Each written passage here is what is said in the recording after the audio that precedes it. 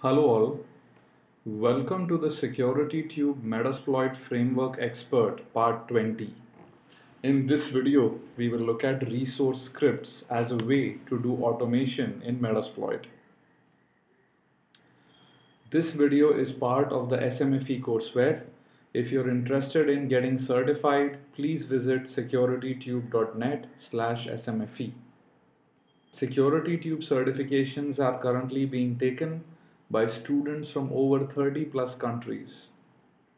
And this video is provided free to the community on SecurityTube as part of our vision mission to provide free InfoSec education to one and all. Okay, so we've run a lot of interesting commands in the last couple of videos. And if you notice, there was a lot of repetitive things which we were doing, right? For example, selecting the right exploit module, going ahead and selecting the payload, setting the hosts. What if we could automate all of this in a very simple way? Now, resource scripts or .rc scripts in Metasploit are an extremely easy way to automate tasks. These resource scripts can be run at startup when you run things like MSF console, can be run while in MSF console, and also when you're in Meterpreter mode actually doing post exploitation on the victim. So here is what we're going to do right now.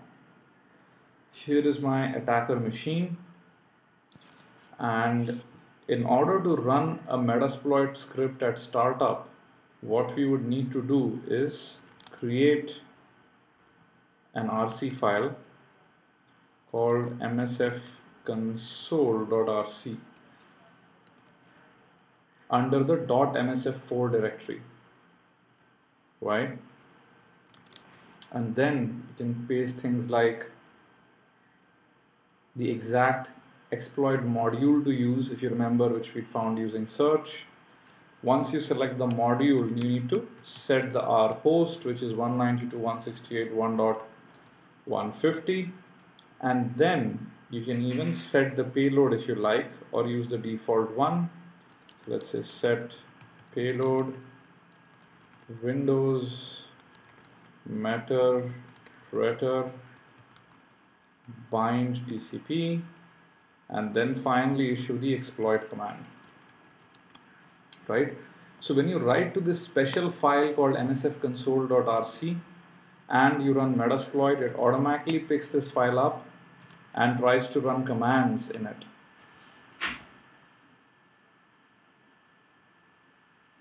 So as all of us know, MSF console does take a little bit of time to start up.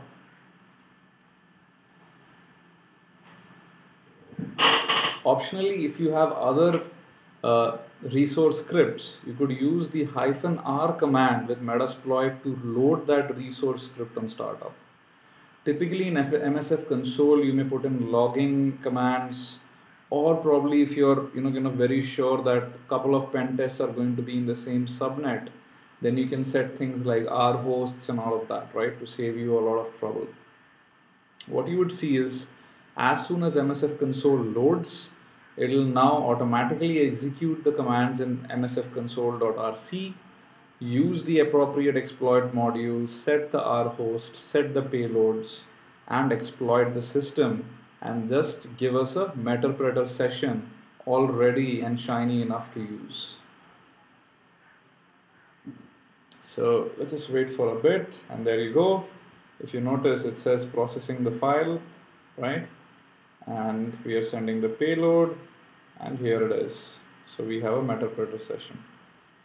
So this was the first command, this was the second one, this is the third one, and then this is the fourth one, right? Now, what we could also do, for a second, let's background this Meterpreter session, is we could have created a separate RC file for demo purposes. Let's create a file called exploit_netapi.rc, paste in the same set of commands in it,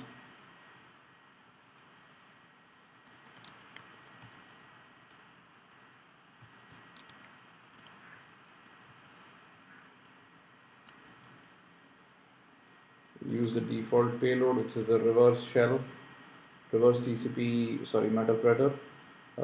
And then what we can do is we can load the resource file within Metasploit and give the name of the resource file, which is exploit underscore net API. So we have exploit underscore net API .rc, right? And exactly in a similar way, the commands are executed, and basically we have a Meterpreter session, right? So because of the stability of the net API exploit, we are able to exploit the same vulnerable service multiple times and get multiple Meterpreter sessions. Now, you can also do the same automation using Metasploit, sorry, using Meterpreter as well.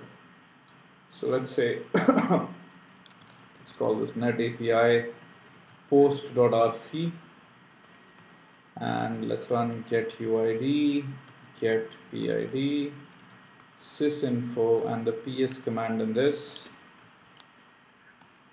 and load this resource file inside Meterpreter, and there you go. So if you notice, all of those commands are being executed and things look pretty awesome. Now, one of the other ways finally to load this whole thing is to use the -r option. We have a couple of things running, so you need to use exit y.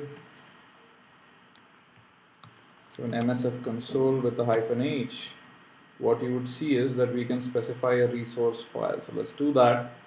And the resource file we're going to specify is exploit underscore net API.rc. And this is another easy way to automate various tasks using resource files. The global resource file is something which is the MSF console.rc is something you should use when you ideally want to run all of those commands every time you start the Metasploit console. For everything else, which is specific test cases, etc., you could have separate RC files for each one of them. So let's wait for a bit. So you are seeing a change in background in the video. So SecurityTube now has a small formal office because it was just way too difficult for us to kind of sit down, at home and work. And after some time, you do get bored of just being in your own bedroom. Okay. The whole startup time does take a lot of patience to bear. Okay, so there you go, and this is exactly what had happened even in the previous case when we used MSF console.rc. So that's all for this video. Just wanted to show you how you can automate tasks and the RC scripts are the best way to do it. There are other techniques as well which we may discuss in later videos as and when required. So that's all for this video. Thank you for watching and have a great day ahead. Bye bye.